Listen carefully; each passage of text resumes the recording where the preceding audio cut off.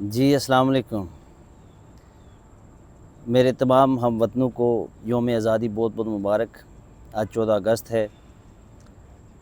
یقیناً آزادی اللہ کی نعمتوں میں سے ایک بڑی نعمت ہے۔ اللہ رب العزت نے مسلمانان برصغیر کی کوششوں کو رنگ لاتے ہوئے، ان کی قربانیوں کا انہیں ثمرہ عطا کرتے ہوئے، وہ قربانیاں جو کئی دہائیوں سے مسلمانان برصغیر دے رہے تھے، اپنی مال کی، جان کی، عزت کی، ہر طرح کی قربانیاں فقط اپنے اسلام اور ریلیجن کو پریکٹس کرنے کے لیے اور ایک ایسی مملکت، آزاد مملکت کے قیام کے لیے کہ جہاں پہ وہ اپنے دین پر آزادی کے ساتھ پریکٹس کر سکیں۔ مسلمانوں نے قائد اعظم محمد علی جناح رحمۃ اللہ تعالیٰ علیہ، علامہ اقبال رحمۃ اللہ تعالیٰ علیہ اور دیگر مشاہیر امت کے پیچھے چل کے اس کام کے لیے ایفرٹ کی، اور اللہ رب العزت نے اس محنت کو، اس ایفرٹ کو، اس کوشش کو، ان قربانیوں کو اللہ رب العزت نے جب ثمرے کی صورت میں عطا کیا، جب پھل اس کا عطا کیا، تو اللہ رب العزت نے مسلمانان برصغیر کو ایک آزاد مملکت خداداد پاکستان جیسی دولت سے سرفراز فرمایا۔ اس بات کو آج 78 سال ہو چکے ہیں، 78 ایئرز، اور اس کی بنیاد 23 مارچ 1940 کو، یعنی 1940 کو جو قرارداد پاکستان مینار پاکستان پہ ہوئی تھی، اور پھر اس کے بعد جس کا جو قرارداد تھی وہ جناب ڈاکٹر علامہ اقبال رحمۃ اللہ تعالیٰ علیہ نے پیش کی تھی، تو اس کے بعد مسلمانوں نے پھر اس مقصد کے لیے پھر ایفرٹ کی، اور اللہ رب العزت نے اس کا ثمرہ عطا کیا۔ 7 سال بعد جا کے اللہ نے پاکستان جیسی دولت عطا فرمائی۔ اب ہم نے دیکھنا یہ ہے کہ وہ جو مسلمانوں نے 7 سال پاکستان کے لیے ایفرٹ کی، اور پھر اس سے پہلے بھی ظاہری بات ہے جو جنگ آزادی 1857 کی تھی، اب وہ بھی اس میں شامل تھی۔ 1857 کی جو جنگ آزادی تھی وہ بھی انگریز کے خلاف تھی۔ تو یہ یا اس کے علاوہ جتنی بھی مسلمانوں نے ایفرٹ کی اور ہمیں وطن عزیز پاکستان جیسی دولت ملی، تو ایک تو ہمیں یہ یاد رکھنا ہے کہ جس ملک کے اندر ہم آزاد سانسیں لے رہے ہیں، چلیں چند لوگ لے رہے ہیں، اشرافیہ لے رہی ہے، یا ڈکٹیٹر لے رہے ہیں، یا کوئی بھی جو بھی آزاد سانسیں لے رہا اس ملک کے اندر، تو ہم نے دیکھنا یہ ہے کہ کیا آیا جس مقصد کے لیے ہمارے بزرگوں نے، ہمارے بڑوں نے، ہماری ماؤں نے، بیٹیوں نے، بہنوں نے، ہمارے کسانوں نے، ہمارے جاگیرداروں نے، یا جتنے بھی لوگ اس کے اندر قربانیاں جن لوگوں نے دی، تو جو قربانیاں دی تھی، کیا آیا اس کا صلہ مل رہا ہے آج؟ کہ وہ جو مسلمانوں نے اپنا تن من دن سب کچھ نچھاور کر دیا ایک آزاد مملکت کے حصول کے لیے، اور پھر اس مملکت کو حاصل کرنے کے بعد 78 سال کا وہ ملک ہو چکا ہے، کیا ان 78 سالوں میں 78 ایئرز میں کیا وہ مقصد، کیا وہ اہم جس کے لیے مسلمانوں نے قربانیاں دی تھی اور جس کی وجہ سے انہوں نے اپنی یہ تکالیف اٹھائی تھی، کیا وہ انہیں مل گیا؟ آج اگر وطن عزیز پاکستان کو دیکھا جائے، میں بحیثیت کشمیری، میں کشمیر سے بلونگ کرتا ہوں، بحیثیت کشمیری ہم تو آج بھی محکوم ہیں، ہم تو آج بھی غلام ہیں، ہم تو آج بھی آزاد نہیں ہو سکے۔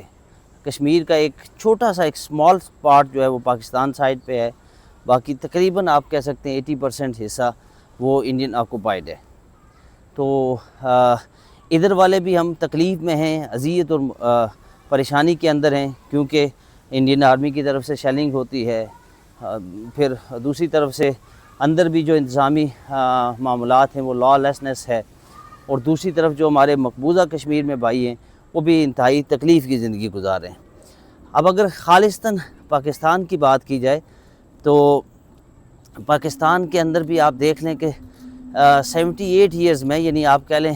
آلموسٹ 80 سال ہو گئے، 8 دہائیوں میں بھی پاکستان میں آج بھی لا لیسنس ہے، آج بھی بے انصافی ہے، لا قانونیت ہے، ظلم ہے، جبر ہے، تشدد ہے، عدم برداشت ہے، اور لوگوں کو مارا پیٹا جاتا ہے، لوگوں کو اٹھا لیا جاتا ہے، شخصی آزادی نہیں ہے، فریڈم آف سپیچ نہیں ہے، فریڈم آف ایکسپریشن نہیں ہے۔ مطلب ہر حوالے سے عوام اور مخلوق یا جو پاکستانی قوم ہے وہ ایک مفلوج ہو چکی ہے، اور ایک غلامی کی زندگی گزارنے پر جو ہے وہ راضی ہو چکی ہے ایک قسم کا۔ عوام نے بھی کمپرومائز کر لی ہے، عوام کیا کرے بیچاری۔ میں سمجھتا ہوں کہ اس وقت جو ملک کے حالات ہیں، آج ہمیں یہ ریوائول کرنا ہوگا اس یوم آزادی پر، یہ احاطہ کرنا ہوگا کہ ہم نے اپنے بچوں کے لیے اٹھنا ہے، ہم نے اپنے بچوں کے لیے آواز ریز کرنی ہے، اور وہ جو وڈیرے اور جاگیردار اور بدمعاش اور کرپٹ اشرافیہ ہو، اسٹیبلشمنٹ ہو، وہ کسی بھی گروہ یا کسی بھی مذہب سے یا مسلک سے یا کسی بھی مکتبہ فکر سے تعلق رکھنے والے لوگ جو ملک پر قابض ہیں،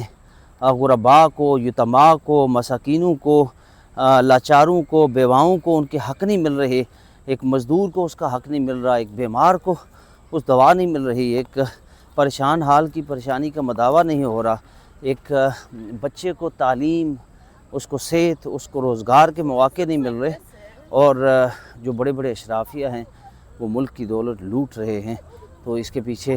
جتنے بھی وہ گندے ہاتھ ہیں جنہوں نے ہماری قوم کے حقوق کو سلب کر لیا ہے، ان سارے گندے ہاتھوں کو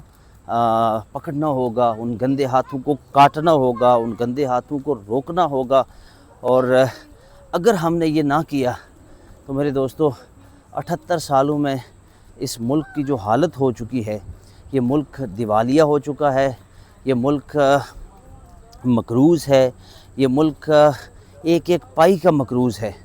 اور آپ دیکھ لیں کہ اگر یہی صورتحال رہی اور یہی ٹھگ ہمارے اس ملک پر قابض رہے تو پھر میں یہ کہنا نہیں چاہتا کہ ہمارا ملک، آپ دیکھ لیں خود ہی اس کی کیا حالت ہے۔ تو جو انسان ایک پائی پائی کا مقروض ہو، وہ ایک انسان ہونے کے ناطے کسی کے سامنے بات نہیں کر سکتا۔ تو ایک ملک، جس ملک کو ہم نے کلمے کی بنیاد پر حاصل کیا اور لا الہ الا اللہ کے نام پر اس کو بنایا، اور اس ملک کو ہم نے اسلام کا قلعہ بنانا تھا، وہ ملک آج دیکھیں کہ خود ایک دیوالیہ کی حیثیت سے بڑی مشکل اور بڑی تکلیف کے ساتھ وہ اپنے حالات گزار رہا ہے۔ تو اللہ تعالی ہمیں یہ توفیق عطا فرمائے کہ ہم کمزور ہیں، ہم مجبور ہیں، لیکن اگر ہم بحیثیت ایک قوم اگر مل کر ہم ایفرٹ کریں تو ہم ان گندے ہاتھوں کو کاٹ سکتے ہیں، روک سکتے ہیں، اور ہم اپنا حق چھین کر لے سکتے ہیں۔ تو آج اس 78ویں 78 یوم آزادی پر میں اور آپ اٹھ کے یہ ادا کریں کہ ہم نے اپنے حقوق کی جنگ لڑنی ہے، ہم نے اپنے حقوق ان اشرافیہ سے حاصل کرنے ہیں۔ وہ وقت دور نہیں ہے کہ جب یہ قوم اقوام عالم کو لیڈ کرے گی انشاءاللہ العزیز۔ تو اللہ تعالیٰ مجھے اور آپ کو توفیق عطا فرمائے کہ ہم سب اپنے حقوق کی جنگ لڑ سکیں۔ مجھے رکھیے دعاؤں میں یاد۔ میں ابھی سینٹرل پارک میں ہوں، یہاں پہ نیو یارک، بہت ہی خوبصورت پارک ہے یہ۔ ویدر چونکہ آج تھوڑا سا گرم ہے، اور اہلیان کشمیر، اہلیان پاکستان جو آزاد فضاؤں میں سانسیں لے رہے ہیں، اللہ انہیں آزادی کی دولت سے بہرامند ہونے کی توفیق عطا فرمائے، فائدہ اٹھانے کی توفیق عطا فرمائے۔ قائد نے ہمیں یہ ملک تو دے دیا، لیکن ہم اس ملک کو سنبھال نہیں سکے، تو اللہ تعالیٰ ہمیں اس ملک کو سنبھالنے کی بھی توفیق عطا فرمائے۔ السلام علیکم ورحمۃ اللہ وبرکاتہ۔